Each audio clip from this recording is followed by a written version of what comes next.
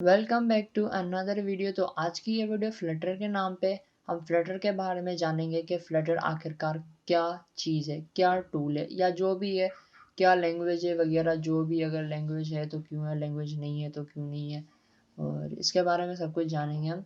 तो फ्लटर क्या होता है और हमें क्यों यूज़ करना चाहिए, 2022 में हमें क्यों यूज़ करना चाहिए, क्या मेरे फ़ायदे में भी रहेगी या नहीं। तो रिलीज़ डेट जो है वो 2017 है, मई की। अगर आप पहले के प्रोग्रामर हैं तो आपको ये फ्लटर सीखने में कोई इतनी तंगी नहीं होगी, कोई इतना टाइम भी नहीं लगेगा। विद इन फ्यू वीक्स अगर आप इसको अगर बहुत अच्छे से टाइम देंगे तो आप बिल्कुल भी फ्यू वीक्स में आप इसको गेन कर सकते हैं, फ्यू वीक्स में इसको सीख सकते हैं या फिर मंथ्स भी लग सकते हैं। आपकी लर्निंग कैपेसिटी पर डिपेंड करता है कि आप कैसे इसको टाइम देते हैं।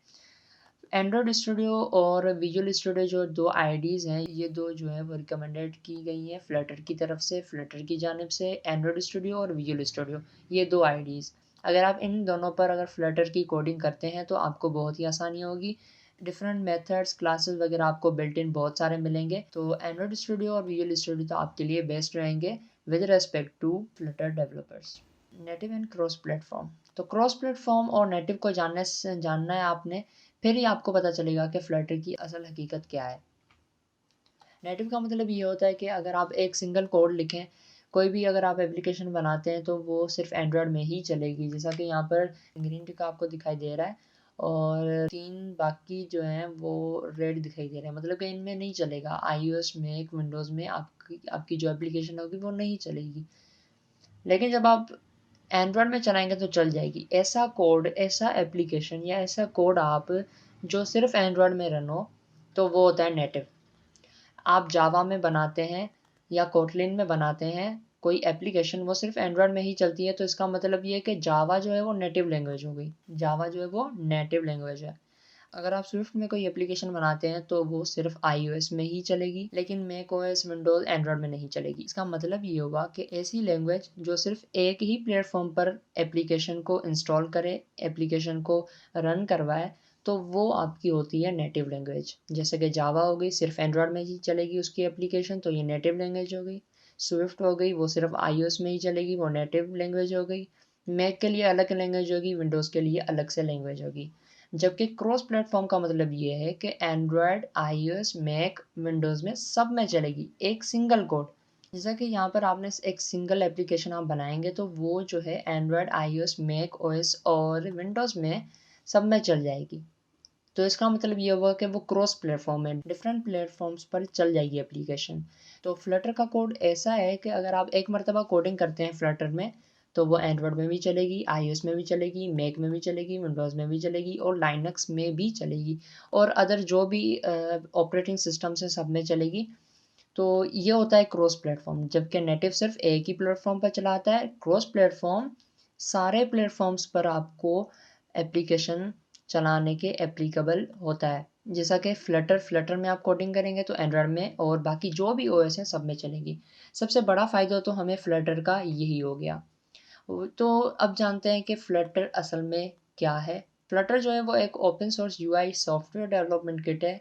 सॉफ्टवेयर डेवलपमेंट किट मतलब कि एसडीके, जिसको शॉर्ट में बोलते हैं एसडीके, सॉफ्टवेयर डेवलपमेंट किट।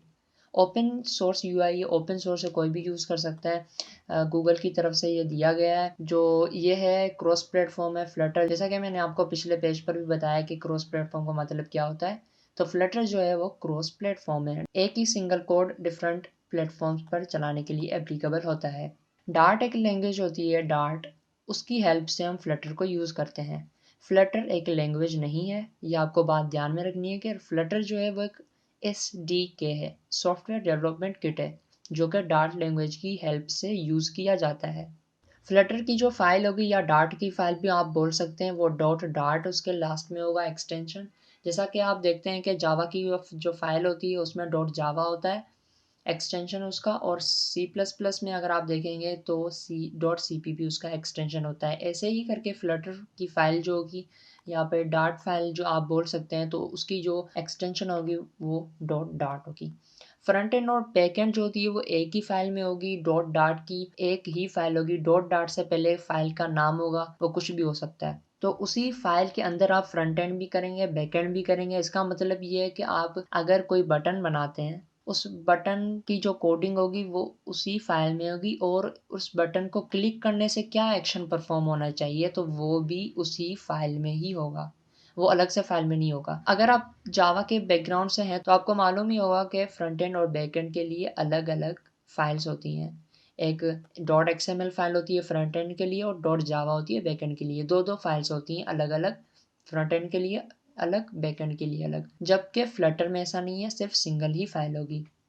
जैसा कि मैंने आपको बताया कि क्रॉस प्लेटफॉर्म मतलब कि डिफरेंट प्लेटफॉर्म्स पर हमारी एप्लीकेशन रन होगी, इंस्टॉल होगी। जैसा कि यहाँ पर एग्जांपल्स भी मैंने दिए हुए हैं, Android, iOS, Linux, Mac OS, Windows, Google feature and web पर भी आपकी एप्लीकेशन सब पे चलेगी। उसके बाद यहाँ पे आते हैं, मैंने ऑफिशियल वेबसाइट की लिंक दे रखी है। अगर आप मजीद जानना चाहते हैं फ्लटर के बारे में तो आप यहाँ से विजिट कर सकते हैं इस वेबसाइट को। तो अब हम देखते हैं कि फ्लटर हमें क्यों सीखनी चाहिए, आखिरकार इसके एडवांटेजेस क्या हैं जो हमें 2022 में भी इसको सीखना चाहिए। सबसे पहला एडवांटेज ये है कि हॉट रिलोड एक ऐसा फंक्शन है जो कि आपको आपका टाइम भी सेव करता है। अब ये है क्या, असल चीज़ ये है क्या, वो उसको हम देख लेते हैं। जैसा कि आपके पास जो एप्लीकेशंस होती हैं उसको आप ज़ाहिर सी बात है उसकी कोडिंग करेंगे और अपने मोबाइल डिवाइस में उसको देखेंगे कि कैसी दिखती है। तो ये आप ट्राई तो लाजमी बात है करके देखेंगे। उसके लिए क्या होता है कि आप कोड लिखते हैं, उसके बाद कोड को बिल्ड करते हैं। वो सारा बिल्ड होता है, 1-2 मिनट लगता है, या अगर आपका लो एंड PC होगा तो 10 मिनट भी लग सकते हैं। तो वो बिल्ड होगा, उसके बाद आपकी जो एप्लीकेशन होगी वो आपके मोबाइल में रन करेगी।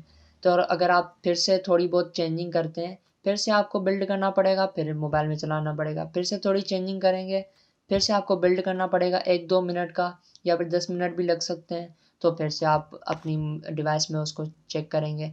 लेकिन हॉट रिलोड एक ऐसा ऑप्शन है जो कि फ्लटर में पाया जाता है। इसका मतलब ये होता है कि आप अगर कोड में कोई चेंजिंग करें, सिर्फ कंट्रोल S करके सेव करें उस कोड को, तो आपके मोबाइल स्क्रीन पर उसी वक्त आपको चेंजिंग दिखाई देगी विदिन अ सेकेंड, या रियल टाइम भी आप इसको बोल सकते हैं। एक ही सेकंड के अंदर आपको जो है वो चेंजिंग दिखाई देगी। तो ये बहुत ही बड़ा एक एडवांटेज है। क्रॉस प्लेटफॉर्म में एक ही कोड से डिफरेंट प्लेटफॉर्म्स पर चलेगा, तो ये बड़ा एडवांटेज है।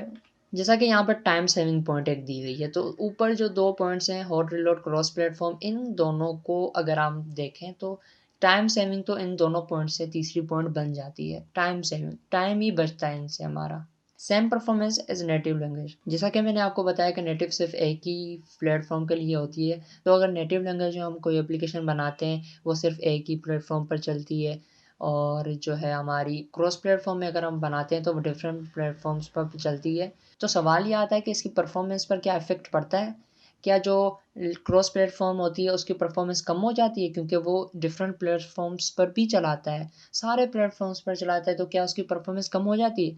बिल्कुल नहीं। इसकी परफॉर्मेंस वैसी ही होती है जैसी नेटिव लैंग्वेज की होती है। इसका कोई डिसएडवांटेज नहीं है इस परफॉर्मेंस पर। फ्लटर जो है वो अपनी डिज़ाइन की वजह से बहुत ही फेमस है। उसके सब जो है वो डिज़ाइंस बहुत ही अच्छे बनते हैं, बहुत ही उम्दा किस्म के डिज़ाइंस बनते हैं। तो आप डिफरेंट प्लेटफॉर्म्स के लिए डिफरेंट डिज़ाइंस बना सकते हैं। अगर आप चाहते हैं कि आपकी एप्लीकेशन जो है iOS में अलग दिखे, एंड्रॉयड में अलग दिखे, मैक में अलग दिखे, विंडोज़ में अलग दिखे, तो आप वो भी फ्लटर से बहुत ही ईज़िली कर सकते हैं। आपको डिफरेंट डिफरेंट लैंग्वेजेस की ज़रूरत नहीं पड़ेगी।